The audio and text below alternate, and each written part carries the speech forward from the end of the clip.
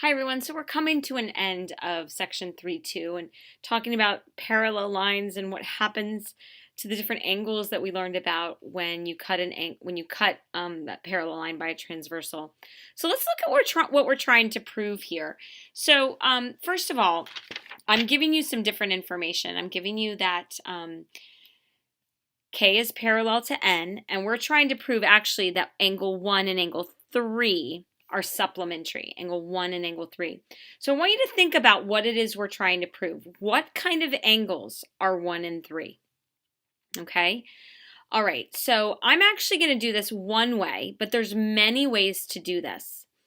I decided that the first thing I was going to do was I was going to mark my diagram with my given. So I marked my parallel lines. And then I looked at that and I said, well, based on the angles I'm given here, the only thing I know to be true is that angle 1 is congruent to angle 2. Why is angle 1 congruent to angle 2? Well, hopefully you remember from video number 2, they're congruent because of the alternate interior angle theorem. Okay?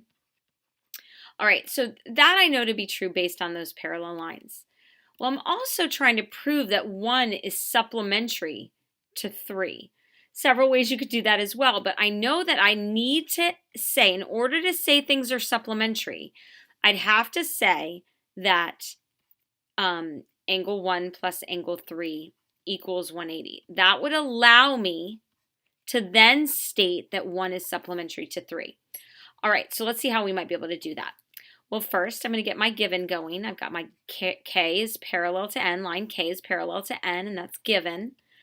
From that given, I was able to state that angle 1 was congruent to angle 2. Okay, now, that was because of the alternate interior angle theorem. Now, my goal is to get 180 into this proof, and I actually happen to know that 2 and 3 are what kind of angles? Hopefully you said it to yourself, they're a linear pair. So I know that angle 2 plus angle 3, the measure of angle 2 plus the measure of angle 3 equals 180 degrees. That's because of either the angle addition postulate or the linear pair postulate, the LPP. Yeah, you know me. And I see that 2, I can replace, I have a 2 here and a 2 here. So can't I plug in 1 for angle 2?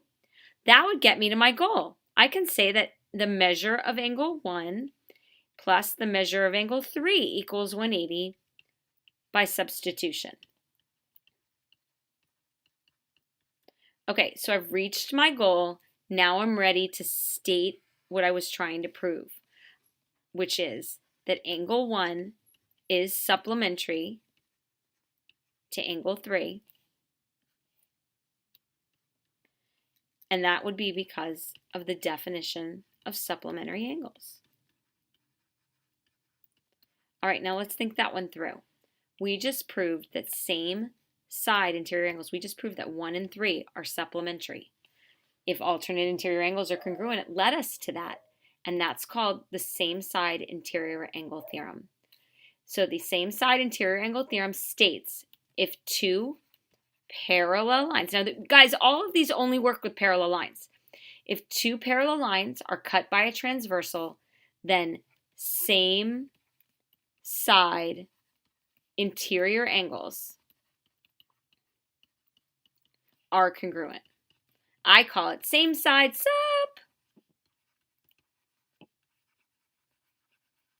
Same side sup.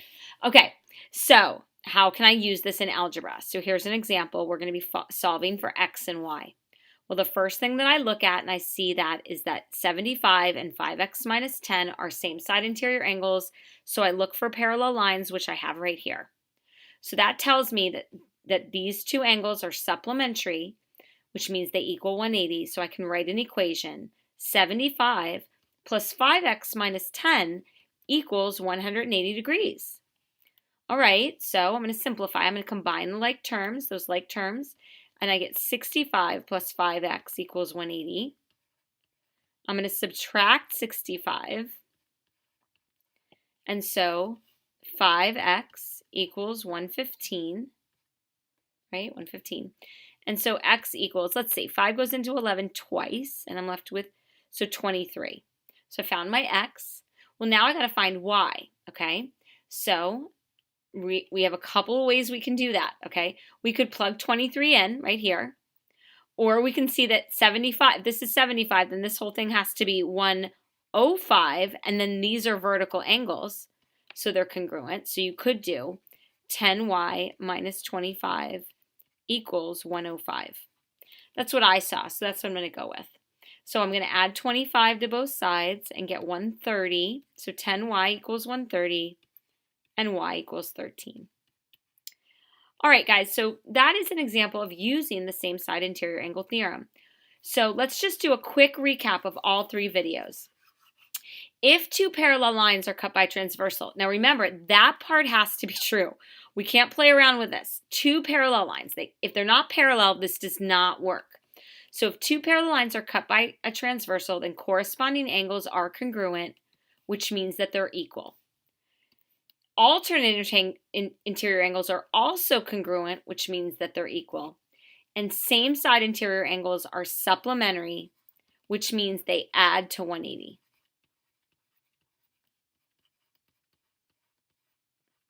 All right, so that's a little taste of what you've been doing. Hopefully that all comes together. Now remember, you can always go back and watch if you need to, but have a great night, guys.